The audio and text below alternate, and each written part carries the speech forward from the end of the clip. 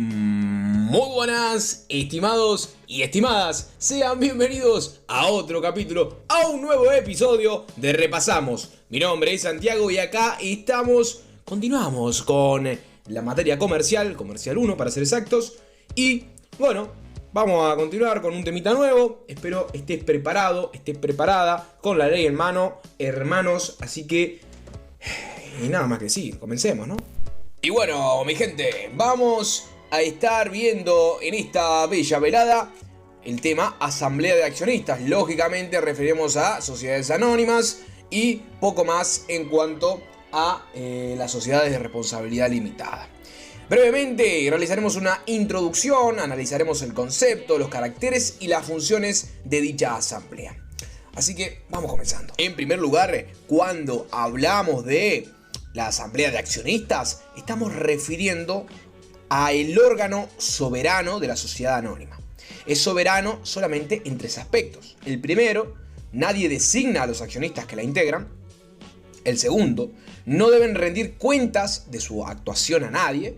Y el tercero, sus decisiones no requieren la aprobación o conformación de ningún otro órgano social. Dicha asamblea está conformada por un conjunto de accionistas, reunidos de acuerdo a determinadas formalidades establecidas por la ley 16.060 y los estatutos para resolver válidamente los asuntos que son de su competencia.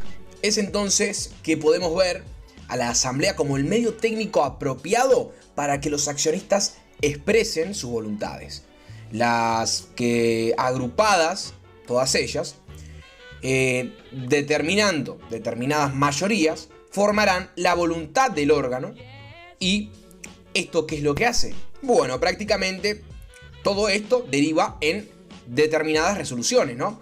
Por lo tanto, estas resoluciones de la asamblea van a tener un carácter obligatorio para todos los accionistas, incluso disidentes y ausentes. Pero claro está, como todo en el derecho, hay una posibilidad de contrarrestar dicha resolución, y esto deriva en el derecho a impugnar jurídicamente las mismas. Lo veremos más adelante. Lógicamente, siempre queda a salvo el derecho del accionista disidente, en determinados supuestos, a no acatar la resolución de la asamblea, ejerciendo el derecho de receso y separándose de la sociedad, cosa que también iremos viendo poco a poco. Dichas resoluciones que emanan de este órgano tienen el mérito de ser ejecutadas, de ser cumplidas por el órgano de administración de la sociedad. La formación y la expresión de la voluntad social a través de la asamblea se rige por el principio de las mayorías. Es decir, ¿quién vota? 50 más 1, pimba, comiste el tupper, la decisión está tomada. Entonces, como te podrás dar cuenta, no requiere la unanimidad para la adopción de acuerdos sociales válidos. Los accionistas, individualmente considerados, no definen la voluntad social. Es decir, yo solo, formando parte de una sociedad, no defino la voluntad social, sino que este órgano, puntualmente, es quien la define. Por eso, los accionistas ausentes no importan. La voluntad social puede formarse sin ellos, es decir, sin las personas ausentes, siempre que se logren, lógicamente, las mayorías especiales que la ley exige para tomar algunas decisiones. He aquí entonces que, poco a poco vamos viendo esta idea de los porcentajes, la importancia del número, la importancia del capital presente, de las mayorías presentes también, y la relevancia y el porqué de dicha relevancia en cuanto a este órgano. Lógicamente hay resoluciones que van a necesitar de mayorías determinadas. ¿Por qué? Por este contenido tan importante que pudiera tener o que pudieran tener las mismas. Bien, la resolución que es votada al final se concreta y es vista como la voluntad social. Una cosa que debemos tener muy en claro es que la asamblea es independiente de la administración. Si la administración no existe momentáneamente o está suspendida transitoriamente, la asamblea puede funcionar válidamente igual. El acto de la asamblea debe realizarse cumpliendo con estrictas formalidades impuestas por la ley y o el estatuto. Ellas deben desenvolverse a lo largo de las diversas etapas o momentos que forman un todo complejo e interrelacionado. La validez de una asamblea depende de la regularidad en el cumplimiento de cada una de estas etapas. Es decir, nos vamos a enfrentar a la forma propia del derecho. Es así entonces que encontramos requisitos de convocatoria, de constitución, de deliberación y de documentación. Por ejemplo, desglosemos uno por uno. La convocatoria. La convocatoria debe ser hecha, primero que nada, por órgano legitimado para ello, es decir, el órgano que puede convocar. En segundo lugar, con la adecuada publicidad, es decir, de acuerdo con las normas, hay que seguir determinada publicidad. Y con la, lógicamente, debida antelación. No te voy a avisar 15 minutos antes, mi rey. Entendemos entonces que se va a indicar el orden del día, es decir, los temas a tratar en dicha convocatoria, la fecha, la hora y el lugar de la asamblea. En segundo lugar, nos encontramos con la Constitución. La Constitución está compuesta por el control, en primer lugar, el control de la legitimación de los asistentes, controlando, en segundo lugar, la existencia de un quórum que habilita su funcionamiento válido, y en tercer lugar nos encontramos con la deliberación, contando con los documentos e informes necesarios sobre los puntos del orden del día, sin perjuicio de haberlos puesto a disposición de los asambleístas, de los asambleístas, ahora sí, con una antelación mínima de 10 días antes de ser tratados. Esto lo vamos a ver en el artículo 96 de la Ley de Sociedades Comerciales. Entonces, continuando con la deliberación. En segundo punto, vamos a ver, mejor dicho, que lo deliberado adecuadamente para llegar a las resoluciones va a básicamente seguir todo este camino, ¿no?, que venimos hablando. Votando y proclamando las resoluciones de acuerdo a las mayorías exigidas por la ley o por el estatuto, según el tema claramente que se trate. Lógicamente, se van a requerir determinadas mayorías para hablar de una fusión, por ejemplo. Y finalmente, en cuarto punto, pero no menos importante, vamos a referir a la documentación.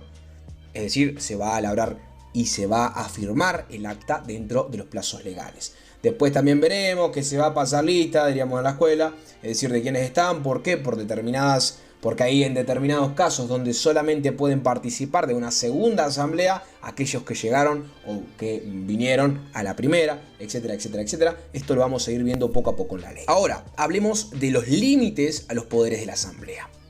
En primer lugar, la estricta observancia de las formalidades impuestas por las normas legales y estructurales van a ser el límite en esencia, ¿no? Especialmente en aquellos límites que protegen los derechos de los accionistas y los derechos de los terceros. En segundo lugar, tenemos la observancia de los reglamentos internos que pudiera tener la sociedad, incluido el reglamento de asamblea, si es que lo tuvieran. En tercer lugar, tenemos también la estricta observancia de los intereses sociales por encima de los intereses particulares de un determinado grupo de accionistas. Es decir, siempre velaremos por el interés social, obviamente sin damnificar derechos de los integrantes, ya sea de la sociedad como de los terceros. Ahora me vas a decir, Santiago, pero ¿cómo es el tema? ¿Hay una asamblea sola? Y no, mi rey, no, mi reina. Hay distintas clases de asambleas y cada una de ellas tienen competencias distintas. Hay 3 clases para ser exactos y tienen 3 tipos o 3 diferentes competencias. En primer lugar, nos vamos a encontrar con las asambleas ordinarias. Esta asamblea se produce una vez al año, es decir, se van a reunir una vez al año, dentro de los 180 días desde el cierre del ejercicio anual. Esto lo vamos a ver en el 344 de la 16.060. Tienen, a su vez, una competencia propia que lo vamos a ver en el 342, es decir, 2 artículos más atrás de la misma ley. Después nos vamos a encontrar con las asambleas extraordinarias, donde se reúnen en cualquier momento del ejercicio, es decir, no es solamente una vez al año. Está regulado a su vez en el 344, inciso 2, Y en el caso de que sea necesario resolver un asunto de su competencia establecida en el 343, un artículo más atrás. Lo vamos a ir analizando. Y finalmente tenemos las asambleas especiales, donde solo participa una determinada clase de accionista cuya autorización previa se requiere para resolver un asunto que afecte los derechos de esa clase de accionistas. Pueden darse solo en sociedades que emitieron distintos tipos de acciones, es decir, un tipo diferente al otro, donde los que tienen estos tipos de acciones especiales van a tener o se le van a dar diferentes derechos a sus tenedores. Bien, pero muy importante que se queden con las primeras dos, las ordinarias, que se realizan una vez al año después del cierre del ejercicio anual, según el 344, y las extraordinarias, que son las que veremos un poquito más. Las formalidades de las especiales básicamente son las mismas que las previstas para las demás asambleas. Se pueden celebrar conjuntamente con una asamblea ordinaria, una extraordinaria o en forma separada según lo establecido por el 349 de la ley. Ahora hablemos de las competencias. En cuanto a competencias de las asambleas ordinarias, vamos a tener el artículo 342 de la ley, el cual básicamente nos dice que es competencia de esta controlar la gestión de la administración y la situación económico-patrimonial de la sociedad a través de la aprobación, de la observaciones o el rechazo de los siguientes documentos. Acá nos vamos a encontrar con la memoria prestada por los administradores, el artículo 92 de la ley, los diferentes estados contables, los proyectos de distribución de utilidades, el informe del órgano de control interno, que en el caso de que exista, es decir, estos son documentos en manos de estas asambleas ordinarias que, como te dije, se realizan una vez al año. Se juntan, vamos a ver el relajo que hemos armado, veamos qué hemos hecho con las utilidades, veamos cómo vamos económicamente hablando, qué tan estables estamos económica y patrimonialmente. La asamblea entonces puede aprobar, modificar o rechazar esta documentación, esta que te he mencionado. Primero, puede realizar un nombramiento y una remoción de directores o de representantes, miembros del órgano del Contralor, y a su vez puede fijarle una retribución a todos estos. La misma asamblea puede resolver sobre una eventual responsabilidad a que deben ser llamados, por ejemplo, los directores, los administradores o miembros del órgano de Contralor interno. Después, esta asamblea también va a resolver sobre toda cuestión relativa a la gestión de la sociedad, cuyo conocimiento le atribuya la ley o el contrato o que le sea sometida por el órgano de administración o el de Contralor. Esto lo veremos en el 342 de la ley. Es decir, entonces, en un panorama genérico, ¿qué es lo que hace la asamblea ordinaria prevista en el 342 y artículos siguientes? Bueno, básicamente funciona una vez al año, va a realizar un control de determinados documentos que pueden ser estas memorias presentadas por los administradores, los estados contables, los proyectos de la distribución de las distintas utilidades que tenga la sociedad. Se puede modificar directores, representantes, miembros del órgano de Contralor. Puede convocar a estos mismos sujetos en caso de una eventual responsabilidad. Puede resolver prácticamente toda cuestión relativa a la gestión de la sociedad.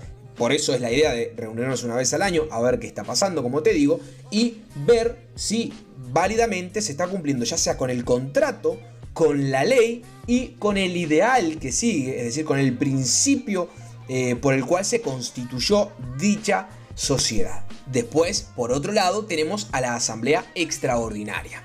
¿Cuál es la competencia de este tipo de asambleas? Bueno, primero que nada, la más vista, lógicamente, es toda modificación del contrato. Si es necesario modificar el contrato, se va a convocar a una asamblea extraordinaria.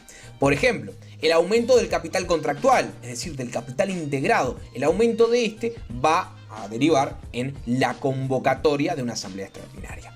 No requiere conformidad del órgano estatal de Contralor, a menos que se haga una suscripción pública. Requiere de una mayoría especial, atención, eso es muy importante, es decir, una mayoría absoluta de acciones con derecho a voto, muy importante también, es decir, la presencia de una mayoría absoluta de accionistas de acciones que a su vez tengan derecho a voto, no solamente las presentes. El estatuto puede exigir una mayoría diferente, es decir, esto se puede modificar en cuanto al estatuto de la sociedad.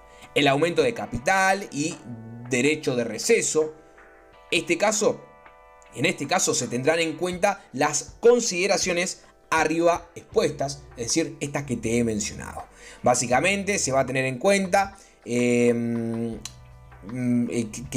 si se hace una suscripción pública o no, es decir, se va a tener en cuenta todas las formalidades impuestas por la ley, impuestas por el contrato e incluso por el estatuto. Acá nos vamos a encontrar con distintas hipótesis que son competencias de esta asamblea extraordinaria.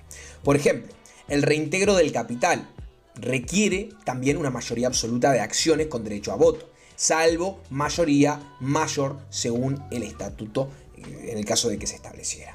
Es decir, muy importante, recuerden las mayorías, pero muy importante. ¿Por qué? El estatuto lógicamente puede exigir mayorías diferentes, pero en el caso de que no, vamos a necesitar siempre una mayoría, bueno, no siempre, en los casos que te voy a mencionar ahora, una mayoría absoluta de acciones con derecho a voto, no solamente presentes, con derecho a voto. Después, como otra hipótesis, el rescate, reembolso y amortización de acciones requiere también de mayoría especial.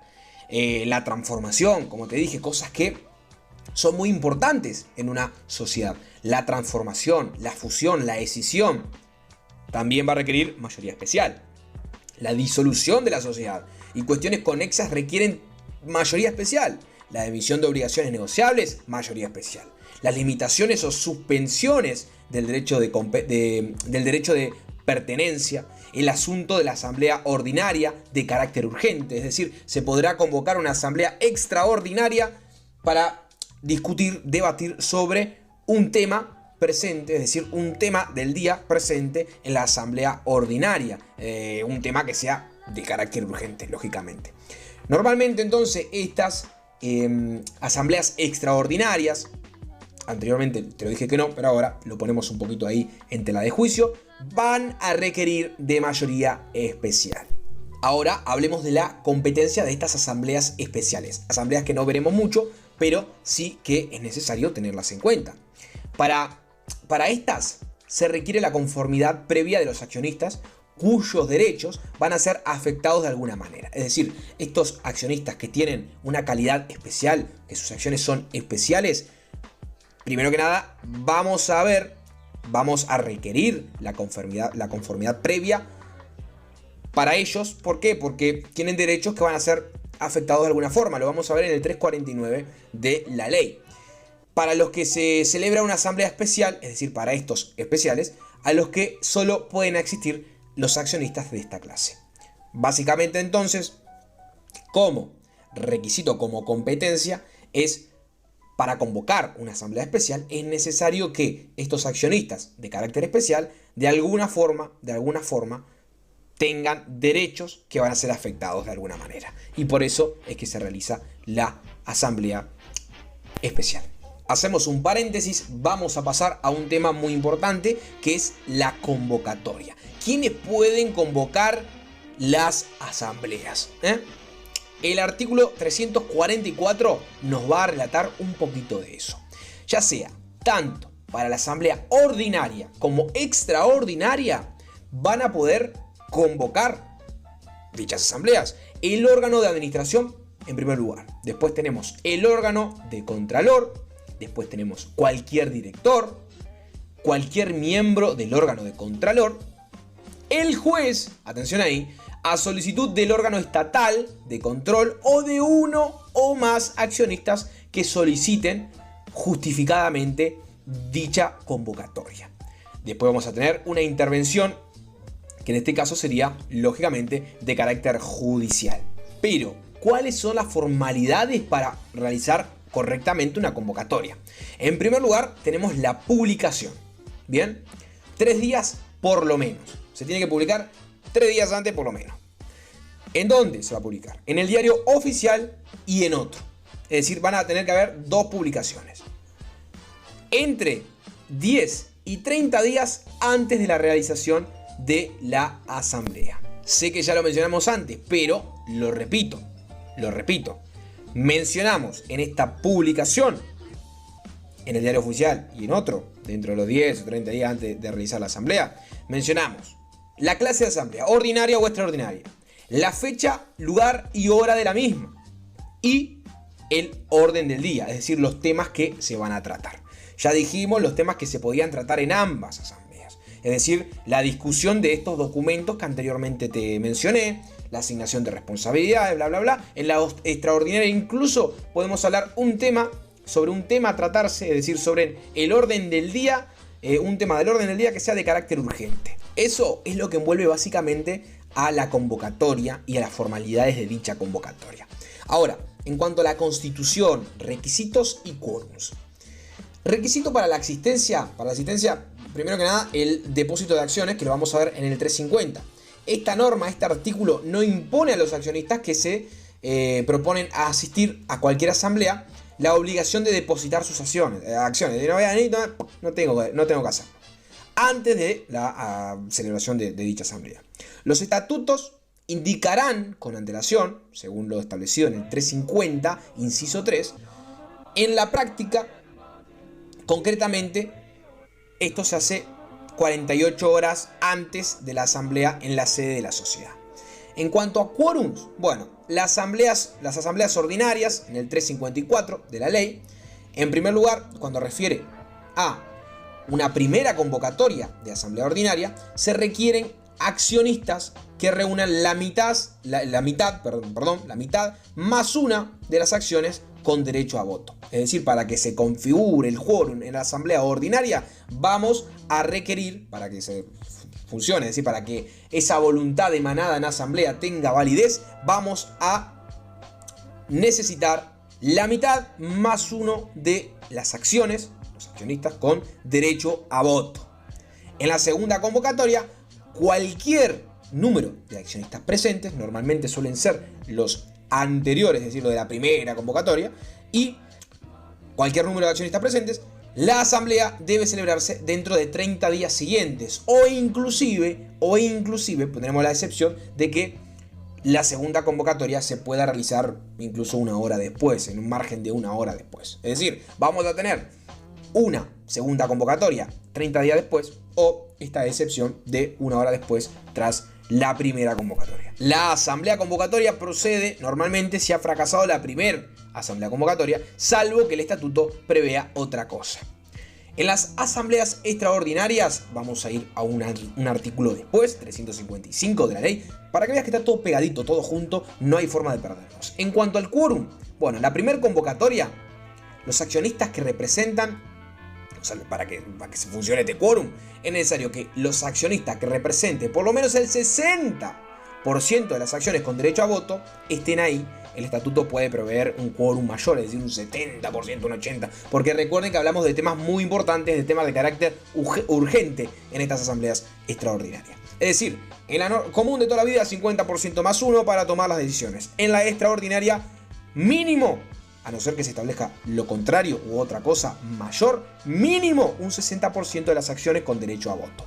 Y en la segunda convocatoria vamos a requerir para el quórum la presencia de los accionistas que representen por lo menos el 40% de las acciones con derecho a voto. Es decir, vamos un poquito para atrás, en vez de 40, 60, memorizalo, uno más, uno menos. Si hablamos de 50 más 1 en el común, 60 en la primera y 40 en la segunda. Y me dirás, Santi, pero ¿qué pasa si no se logra esto? ¿Qué pasa si no pasa esto último, el 60 y el 40? Bueno, en ese caso se deberá convocar a una nueva asamblea, la que podrá sesionar con cualquier otro número de accionistas presentes, es decir, puede preverse otra cosa en el estatuto, esto lo tenemos que tener grabado a fuego, normalmente, y ambas convocatorias pueden hacerse simultáneamente, a la primera y a la segunda asamblea extraordinaria. Accionistas morosos tienen el voto suspendido. Atención ahí. Es una especie de sanción. Los accionistas morosos tienen el voto suspendido. Tampoco tienen derecho a voto las acciones que hayan sido compradas por la propia sociedad, así como las acciones que no han sido aún integradas. Tampoco pueden votar los accionistas con conflicto de intereses con los de la sociedad. ¿Qué accionistas pueden actuar entonces? Primero, por sí mismo, con asistencia personal de la asamblea, es decir, yo soy accionista de la sociedad, voy a ir a votar porque tengo derecho a voto, y después también puedo votar yo a través de un mandatario o representante. Ya veremos que existe la posibilidad de que yo haga un papelito que diga, bueno, Juancito hoy me va a representar, y va Juancito y me representa. O también, en el caso de que yo no vaya a asistir, se puede realizar un mandato puntualmente para que este sujeto, puede ser mi abogado, puede ser un profesional, concretamente, y este señor, o señor o señora, me represente o represente mi voz puntualmente, pero bueno, ahí hay que realizar concretamente un mandato. Si no, el papelito de hola, ¿qué tal? Me firmaron acá, dijeron que participe, me porto bien, no pasa nada. Atención, la ley prohíbe a los accionistas hacerse representar por administradores, directores, gerentes o empleados de la sociedad o integrantes de un órgano de control interno. Vamos a pasar a otro tema. Presidencia de la Asamblea. En cuanto a este titular, vamos a referir lógicamente al presidente de la Asamblea. En general, normalmente es el administrador de la sociedad o el presidente del directorio. En efecto de esto, lo que sería la persona que designe la propia Asamblea cuando es convocada por el juez, el juez es el que va a decidir, va a designar quién va a presidir la Asamblea. El contrato puede establecer algo diferente. Puede contratar con la existencia de un secretario designado por los asambleístas, y acá veremos las mayorías en el 356 y 362. En las asambleas ordinarias, las resoluciones se adoptan por mayoría absoluta de voto de los accionistas presentes, según el número de accionistas que cada uno de ellos, según el número de acciones que cada uno de ellos haya registrado. Una acción equivalente a un voto, por ejemplo. Si una acción vale un punto, aquí vale un voto. Sin perjuicio de lo cual, en el contrato se pueda pactar con una mayoría más exigente. En las asambleas extraordinarias, en principio la mayoría exigida es la misma, salvo casos especiales previstos por la ley en que se consagra la mayoría especial más exigente. ¿Estos casos cuáles son? Bueno, son la limitación o suspensión del derecho de preferencia, la emisión de nuevas acciones preferidas, la modificación de preferencias ya otorgadas, establecer también ventajas o condiciones para el rescate o amortización de las acciones.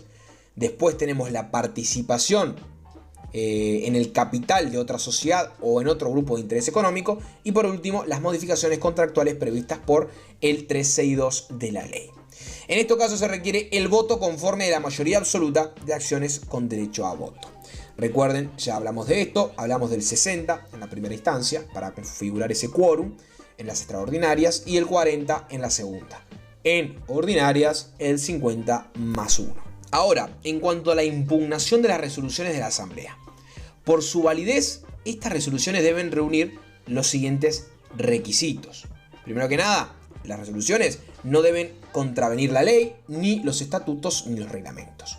En segundo lugar, ser producto de una asamblea formalmente regular en su convocatoria, constitución, celebración y clausura. Es decir, que esa asamblea de la que tanto estamos hablando debe seguir las formalidades. ¿Para qué? Para que esta resolución sea válida. Bien. Después, que no se lesione el interés social.